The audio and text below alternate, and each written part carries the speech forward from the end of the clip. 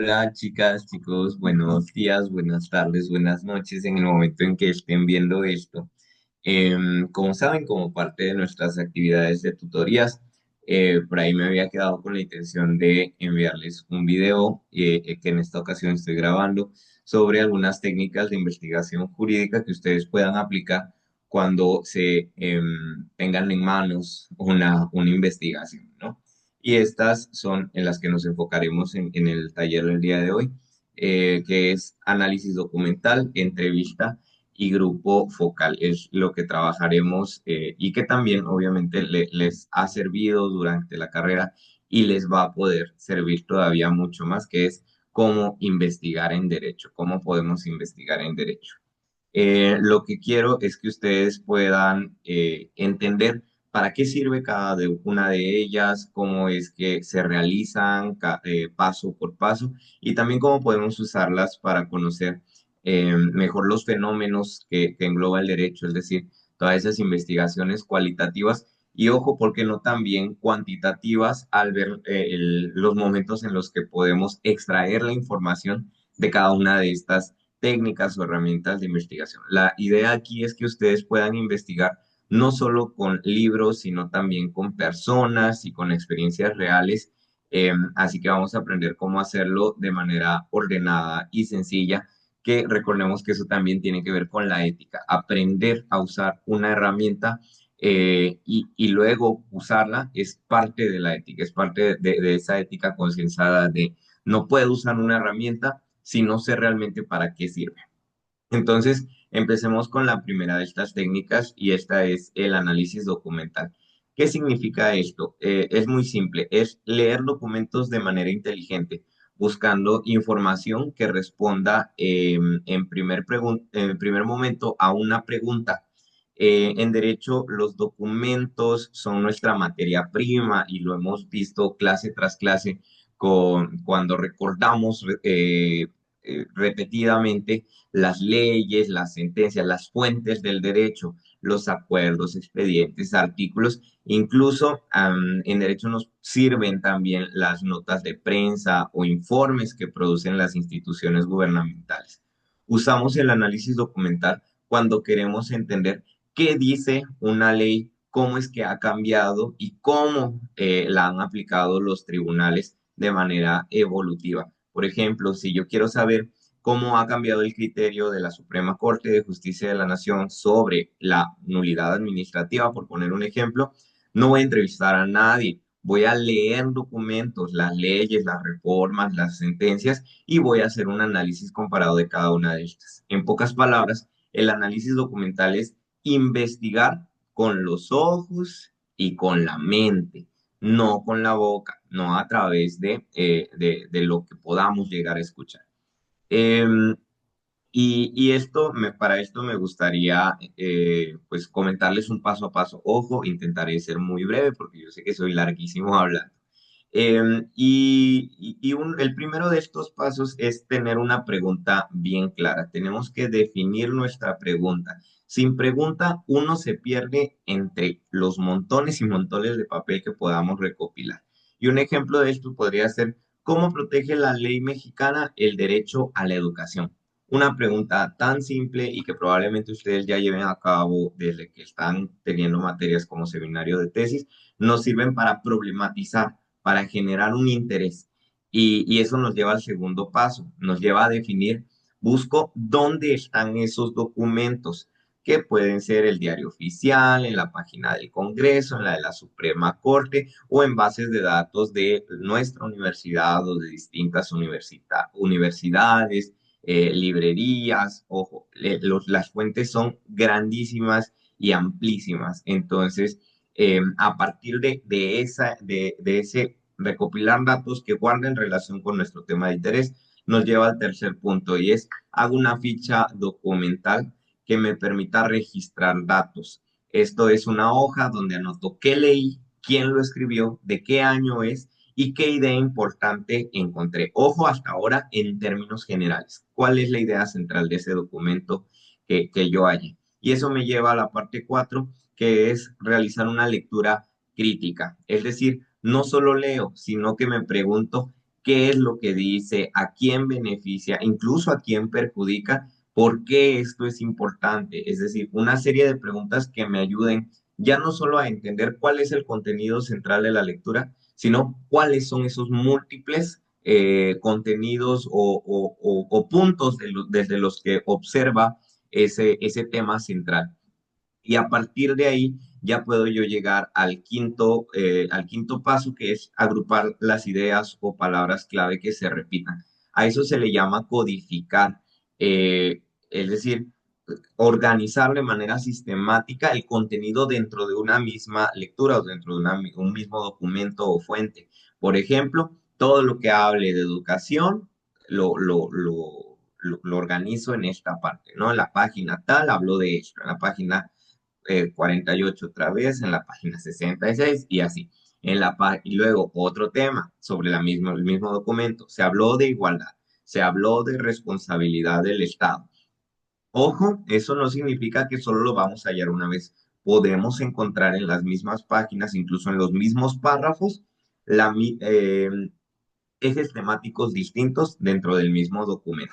Y esta parte de codificar y clasificar nos sirve para eso, para tener una organización todavía más estricta de ese documento.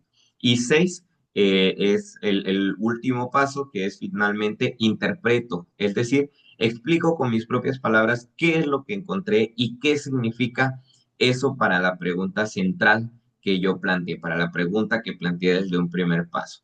Eso me permitirá con el sistema organizado y las interpretaciones, tener una tabla o una matriz con todo lo que yo leí y mis conclusiones. Eso ya es propiamente la investigación, todo ese análisis y organización de datos en una serie de conclusiones lógicas que me permiten a mí asentarlas en un documento propio, en una tesis, en una tesina, en un artículo, en cualquier publicación. ¿Por qué? Porque ya pasé por una serie de etapas estrictas que me permiten obtener y divulgar información. Ahora, les decía, intentaré ser muy breve porque sé que es muy larguísimo. Hablaremos un poco de la entrevista, que es la segunda técnica que me gustaría como plantearles, y esto es ver qué es y cuándo usarla. En este momento ya no estamos analizando un documento como tal, sino que estamos interactuando directamente con personas. Hablamos con personas que tienen experiencia o conocimiento sobre el tema que estamos investigando, sobre el tema de nuestro interés. En derecho, al igual que en muchas ciencias, es infinita la cantidad de personas que podemos interrogar, digámoslo así. Podemos entrevistar a juezas, jueces, abogadas, abogados, funcionarios, funcionarios, o incluso a personas que han vivido con un problema legal. Y hay tres tipos de entrevistas que me gustaría destacar, que son la entrevista estructurada, donde todas las personas, perdón, todas las preguntas son iguales y cerradas, tienen un orden lógico y son las que nosotros vamos a vertir durante nuestro cuestionario hacia la persona que estamos entrevistando. La semiestructurada, que es, como ven en pantalla, que cuenta con una guía flexible. Esto es donde yo tengo una guía, pero tal cual no estoy ceñido a seguirla rígidamente, sino que puedo profundizar en alguna de las preguntas si creo que de ahí puedo extraer información mucho más importante o si de alguna manera el propio ambiente de la entrevista me permite identificar que hay ahí algo sin resolver o que a nuestro entrevistado le podría interesar vertir un poco más de información. Y finalmente la no estructurada, que es una conversación libre. Esto realmente nos permite de manera mucho más amplia jugar con el tema. ¿Por qué? Bueno, no con el tema es central, sino jugar con la información que vayamos obteniendo. Eso sí, ¿por qué? Porque al estar totalmente libre, al ser una conversación, ojo, yo tengo mis objetivos claros de investigación, sin embargo, puedo decidir en qué momento la persona me puede dar información más importante a partir de las respuestas que cada vez me vaya dando. Es decir, la evolución propia de la entrevista me va a decir que una persona me puede vertir más información sobre un tema específico y no tanto sobre otros que tal vez yo hubiera planeado. Y esto para los trabajos de derecho es importante resaltar que casi siempre usamos la semiestructurada, porque nos permite sí tener un orden, pero también escuchar historias o explicaciones más completas sobre cositas en las que sí nos interesa tal vez de pronto profundizar, pero sin perder nuestro rumbo. Por ejemplo, si estoy investigando sobre cómo se aplica el derecho de audiencia, puedo entrevistar a un abogado del tribunal y a una persona que haya sido parte de un procedimiento administrativo y estructurar una serie de preguntas que me permitan en determinado momento extraer información que crea yo que mis sujetos de investigación estén más aptos para responder, ¿no? Em, ¿Y cuáles son las etapas operativas de estas entrevistas? Pues lo primero es tener claro qué es lo que quiero saber y a quién se lo voy a preguntar. Una vez que tengo muy claro mi tema, que todo inicia con eso, con un tema bien centrado y una persona de la que yo estoy consciente de la que puedo obtener esta información, debo preparar una guía de preguntas, una batería de preguntas o un cuestionario, como gusten llamarle. No más de 6 u 8 es mi recomendación y les presento como ejemplos cómo se podría desarrollar una audiencia administrativa, cuáles son los principales problemas que enfrentan las personas en el acceso a la justicia, las personas en situación de movilidad, las mujeres en situación de movilidad, interseccionalidad. Identifico mi tema y eso me ayuda a generar las preguntas. Una vez que estoy en eso, ya procedo a explicar a la persona que voy a entrevistar el propósito y le pido permiso para tomar una grabación o anotaciones de la entrevista. Ojo, sugiero hacer ambas durante la entrevista.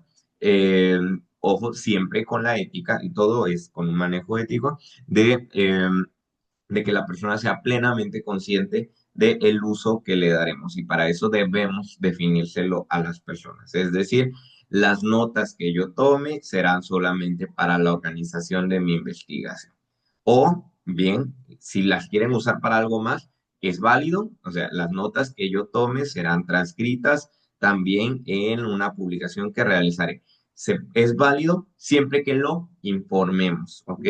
Y una vez hecho esto, podemos proceder a realizar la entrevista. Y con realizar la entrevista me refiero a escuchar más de lo que yo hablo. Ojo, y sé que de pronto como abogadas o abogados, bueno, sobre todo creo que es una de mis dolencias más grandes. En, tendemos a llevar como que la conversación durante una entrevista. Sin embargo, este es el momento en el que más debemos aprovechar a quien nos se dio la oportunidad de regalarnos un poco de su experiencia, sus conocimientos. Tomamos notas y si algo no entendemos, debemos ser conscientes de que debemos preguntar una vez más. Es decir, no sobreentender las cosas o no dar por implícitas las cosas. Una de las responsabilidades que tenemos como entrevistadoras, entrevistadores, es ser plenamente conscientes de que no estamos dando por hecho las cosas, sino que preguntamos hasta que nos quede bien claro y que no haya lugar a dudas de que la persona nos comunicó lo que realmente quería comunicarnos. Y eso es tan simple como, disculpe, no logro entender esta parte. ¿Será que me puede explicar a qué se refiere con esto? Y así profundizar en esas cosas que tal vez no tenemos lo suficientemente claras. Una vez que realizamos eso, transcribimos, realizamos ahora sí un trabajo de pasar todo eso auditivo hacia el papel, transcribimos lo más importante, las frases, las ideas clave, y eso nos lleva a un sexto paso a agrupar y codificar, tal y como hicimos con el tema del análisis documental.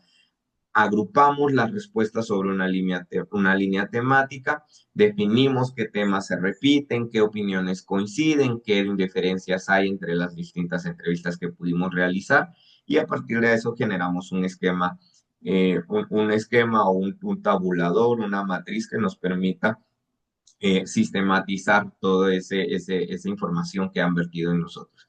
Y eso nos lleva al séptimo paso, que es interpretar. Es decir, explico qué es lo que entendimos de cada una de esas entrevistas. Lo importante no es preguntar de nuevo, me gustaría repetirlo, sino entender lo que las personas nos están diciendo, en nuestro caso, sobre el derecho, sobre lo que significa el derecho en la práctica real, en la vida real, porque eso son las entrevistas, la vida real. Eh, y eso nos lleva, porque está muy conexo con el tema y por eso elijo esta tercera herramienta.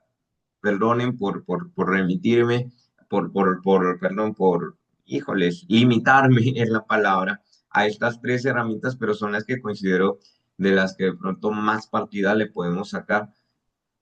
Hay muchísimas técnicas de investigación y les animo a investigar sobre las distintas. Sin embargo, creo que estas les podríamos sacar un poquito más de jugo, por lo menos en esta etapa de nuestra formación. Y eso me lleva a la tercera herramienta, que es y para qué sirve. Pues la tercera técnica, que es el grupo focal, también llamado grupo de discusión, es un espacio abierto de diálogo. Es en lugar de hablar con una sola persona, aquí reunimos a varias. Sugerentemente les animo a reunir entre 6 y 10 personas para tener un orden, ¿no? Y poder conversar con ellas. Esto no es limitativo y de nuevo es sugerencia. Yo mismo he realizado grupos focales con más de 30 personas, eh, solamente que es importante buscar siempre como una participación equitativa, ¿no? Igualitaria. Y eso de pronto es más fácil con grupos no tan grandes, como les digo, sugiero entre 6 o 10 personas. Sin embargo, pues también cuando vayan adquiriendo experiencia y si se avientan al ruedo, eh, no les va a limitar en nada poder hacer un grupo focal con 30 personas. Solamente que sí exigen tiempo. Entonces, prepárense para poder buscar escuchar a todas esas personas.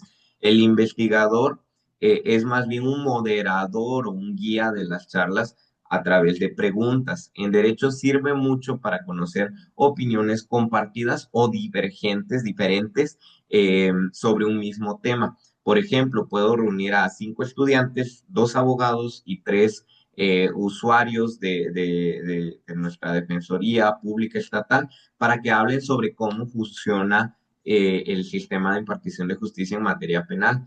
Y con eso descubro no solamente lo que piensan, sino cómo interactúan y qué tipo de argumentos usan.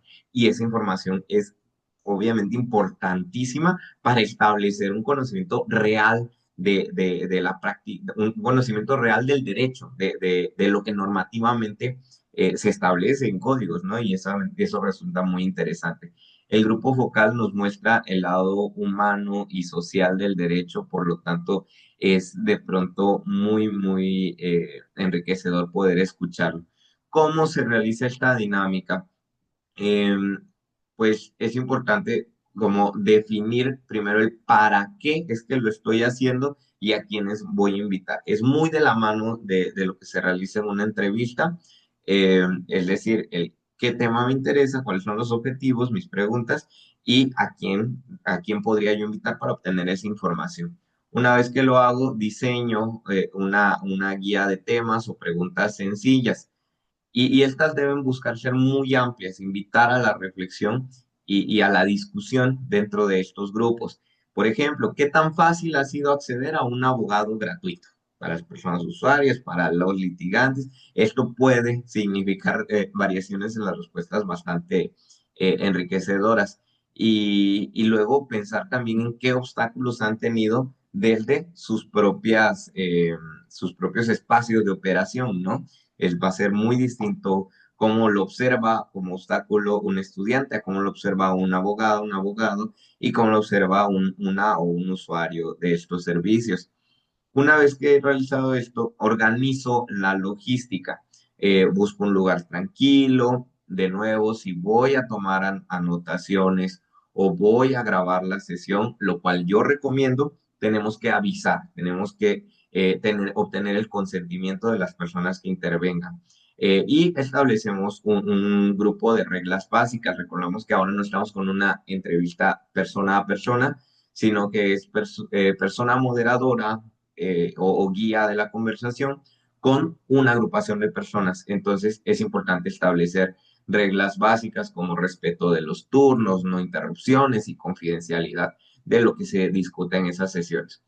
Una vez hecho esto, vamos a conducir la discusión, lanzamos las preguntas y dejamos que hablen, pero cuido que nadie monopolice la palabra, es decir, intentamos, como decíamos anteriormente, buscar que las participaciones se den en condiciones de igualdad en el manejo de tiempos y sobre todo con el manejo del respeto. Es muy importante en estas dinámicas, ya que cuando intervienen varias personas, es muy importante tener como que estas reglas de conducción bien claras, no solamente desde nosotros, sino que ellas y ellos formen parte de esas reglas del respeto. Y eso nos lleva a que al terminar podamos revisar nuestras notas y empezar con el tema de la organización. Transcribo lo más importante y codifico los temas que surgieron, en qué coincidieron, en qué distaron, cuáles son los temas más repetidos, cuáles son las preocupaciones, las situaciones que más logro yo identificar como de preocupación para las y los intervinientes. Y una vez que tengo eso, las interpreto. ¿Qué es lo que piensan en común? ¿Qué puntos generan debate? eh, desde mi óptica, y ese es el poder de quien está guiando estas moderaciones y quien está aplicando la investigación.